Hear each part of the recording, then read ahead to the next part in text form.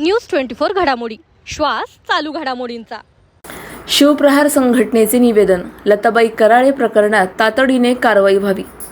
पिंपळगाव माळवीतील ग्रामस्थांची मागणी, दोषींवर लवकरात लवकर कारवाई व्हावी। पिंपळगाव माळवी गावातील माजी उपसरपंच लताबाई नानाभाऊ कराळे यांची 13 फेब्रुवारी 2025 रोजी दुर्दैवी मृत्यूची घटना घडली। या घटनेनंतर 3 महिने उलटले असून या प्रकरणाच्या तपासाला अधिक गती द्यावी अशी विनम्र मागणी ग्रामस्थांकडून करण्यात आली आहे। शिवप्रहार संघटनेचे युवक तालुका प्रमुख गोरक्षनाथ आढाव यांच्या नेतृत्वाखाली ग्रामस्थांनी जिल्हाधिकारी आणि पोलीस अधीक्षक यांना निवेदन सादर केले।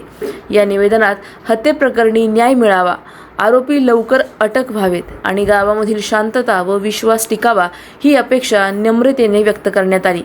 ग्रामस्थांनी प्रशासनाच्या कार्यपद्धतीवर विश्वास व्यक्त करत तपास यथाशीघ्र पूर्ण व्हावा यासाठी सहकार्याची अपेक्षा दर्शवली आहे। आमची आई तिला 3 महिने झाले घरात दिवसाढवळे 12 वाजताच तिची हत्या केली। अजून 3 महिन्यापासून कुठलाही आम्हाला तपास नाही लावून दिलेला पोलिसांनी। आमची जी मागणी होती ती पूर्ण नाही केलेली। मग आता सध्या आम्हाला तिथं राहणंसुद्धा कठीण जाते। आमच्या आईचं आम्हाला तपास लवकरात लवकर लावून द्यावा त्यांनी, आमची हीच इच्छा आहे त्यांनी।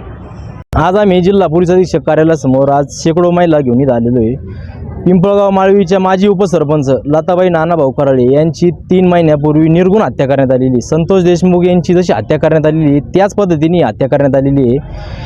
अद्याप 3 महिने झालेत, कुठल्याही प्रकारचा तपास लागलेला नाही। त्यामुळे आम्ही आज जिल्हा पोलीस अधीक्षक कार्यालयासमोर आलेलो आहे। 8 दिवसात तपास न लागल्यास आम्ही शिवप्रहार संघटना, पिंपळगाव माळवी ग्रामस्थ आणि पीडित कुटुंबियांसह बेमुदत आमरण उपोषणात बसणार आहोत। प्रतिनिधी स्वामी गोसावी, न्यूज 24 घडामोडी।